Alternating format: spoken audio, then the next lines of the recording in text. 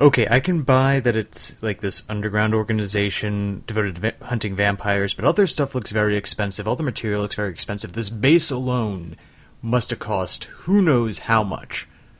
And they're getting their money from cryogenic freezing, which is expensive. Their overhead is terrible. That's a terrible business plan. Why am I thinking about this when I'm playing a game? Except SimCity! Greetings, people of Earth. Welcome to Games That Time Forgot. It's October here, and this time around we're looking at Dark, put out by Kalypso in 2013. And when I got the game, it was pitched to me as kind of a Metal Gear Solid meets Vampire the Masquerade. Well, one of these things is true, but the other one... Ushibaba. And I promise I will save the fanboy rant for later. As is usually the case when there's going to be a rant, we're going to start with the gameplay first. It's a bit clunky. In terms of stealth mechanics, it's fine. Stick to the dark corners, you'll be okay. Granted, there's tons of open area where you just can't really hide, and the overall feel of the maps is repetitive and dull. You're going through one office building, then another office building. Then they work in a way for you to stay in an office building, but go to a park at the same time. And then you're back in a club scenario, back in an unfriendly club scenario. And my favorite was the Atlantis missions.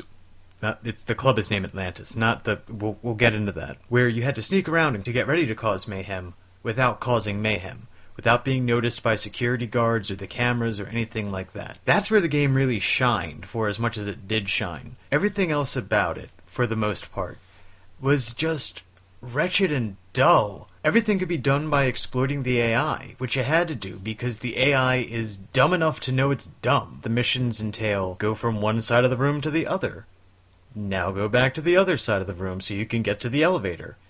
Now go up the couple floors and go to a room that is strikingly similar to the room you were just in. And repeat.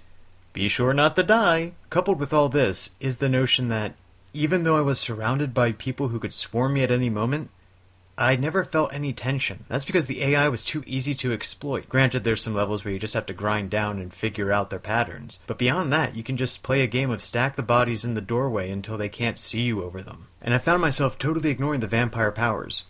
Which is kind of a shame, because the vampire powers were actually really cool.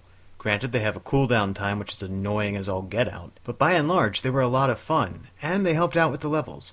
But I ignored them simply because... I was too distracted by trying to figure out the pattern, and then punching somebody's ribs through the other side of their ribs, and having them somehow fly into a computer without them making any noise whatsoever to alert the other guards. Physics is fun. Let's get to the plot. You play Eric Bain, because of course his name is Eric Bain. And you're a new member of Vampire Society. Luckily you've forgotten your plot-centric backstory, which will only be revealed at the very end or through the PDAs you can collect. You meet up with Rose, who owns Sanctuary, the club where the vampires can hang out for no discernible reason, because you're constantly told that they're more so loner types. You'll also meet Vampire Tom, who's strong, and talks like he's from Jersey Shore. You'll meet May and June.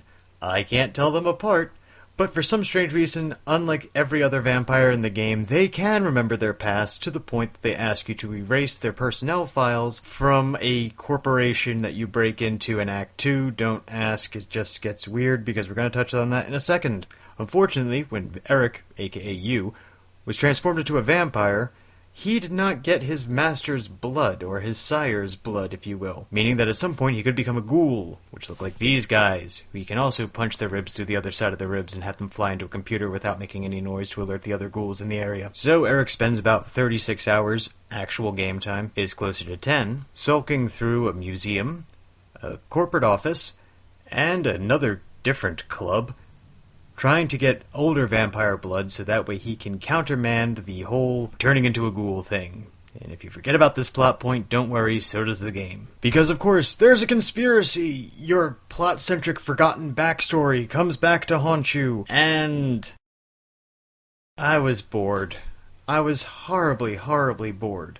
Which is a shame, because I'm not, against vampires. Even Twilight vampires, it's like, fine, okay, cool, let's see what we can do with these things. Just please do something with them. This game, cribs a lot from Vampire the Masquerade and Vampire the Requiem put out by White Wolf Publishing. What do I mean by that?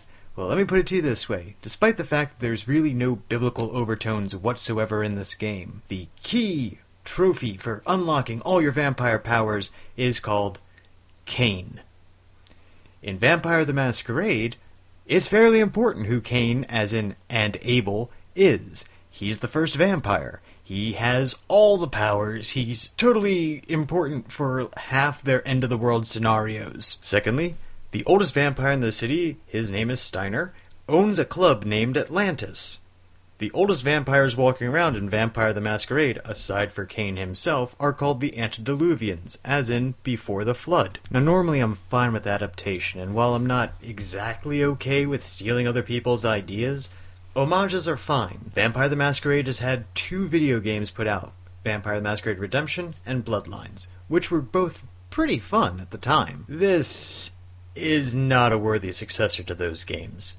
This isn't even a worthy successor to Kindred the Embraced, the Aaron Spelling soap opera based off of Vampire the Masquerade. And I'm sorry this review has been like so low-key and low energy, but this game sucked the fun out of me. Is this game worth your time?